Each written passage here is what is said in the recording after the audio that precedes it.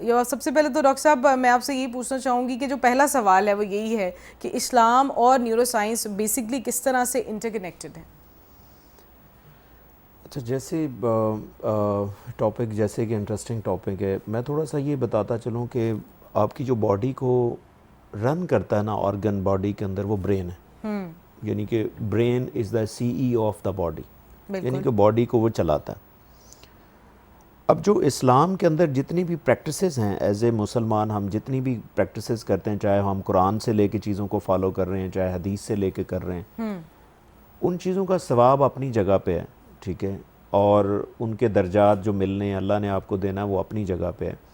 لیکن میری جو سٹڈیز ہیں یا میرا جو ایکسپیرینس، نالج جو میں نے کنیکٹ کیا ہے، کیونکہ جیسے ہی میں یہ ڈاکٹریٹ کر رہا تھا نیورو سائنس کے اندر، تو ظاہر ہے ایز اے مسلم میں بہت سی چیزوں کو ریلیٹ کر رہا ہوتا تھا، کیونکہ میرا جو زیادہ اسپیشلائزیشن ہے وہ نیورو سائیکالوجی ہے، کہ مائنڈ جو ہے وہ کیسے کام کرتا ہے اور باڈی کے ساتھ کیسے اس کا لنک ہوتا ہے.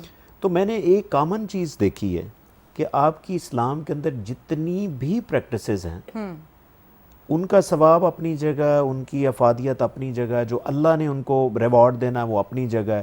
لیکن ایک کامن چیز جو میں نے نوٹ کی ہے اور ان کو میں نے ڈفرینٹ چیزوں سے پھر ویلیڈیٹ کیا جو نیورو سائنس کے کانسیپٹ ہیں، وہ یہ ہے کہ ہر اسپیکٹ آپ کو انٹیلیجنٹ بناتا ہے. اچھا، واہ. یعنی کہ ہر اسپیکٹ جو ہے نا وہ آپ کی جو کوگنیٹیو ایبیلٹیز ہیں، یعنی کہ سوچنے کی صلاحیت جو ہے، انٹیلیجنس ہے، وزڈم ہے، یعنی کہ جو صحیح ایک انسان کی خوبی ہوتی ہے اس کو یہ انکریز کرتا ہے.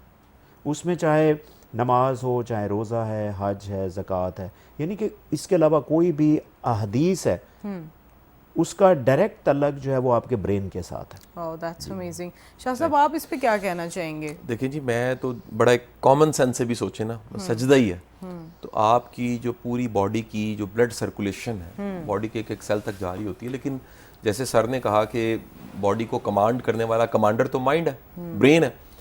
تو برین میں جو بلڈ سرکولیشن سجدے کی حالت میں ہوتی ہے وہ عام طور پہ نہیں ہوتی، کیونکہ باڈی جو ہے وہ گریوٹی کی وجہ سے بلڈ سرکولیشن جو ہے وہ اوپر سے نیچے چیزیں جاری ہوتی ہیں. ایون میڈیکلی آپ جانتی ہیں کہ جو پیر کا سائز ہے وہ شام میں کہتے ہیں جوتا نہیں خریدنا چاہیے، رات میں جوتا نہیں خریدنا چاہیے، کیونکہ بلڈ سرکولیشن کی وجہ سے تھوڑی سی پاؤں میں سویلنگ ہو جاتی ہے. تو آپ کے ہیڈ، اور ہیڈ کا بھی وہ پارٹ جو ڈیسیژن میکنگ کرتا ہے، جو فیصلہ کرتا ہے، اس تک خون جاتا ہے، اور آپ کی قوت فیصلہ، آپ کی کرٹیکل تھنکنگ، آپ کی انالیٹیکل ایبلٹیز جو ہیں وہ بڑھ جاتی ہیں.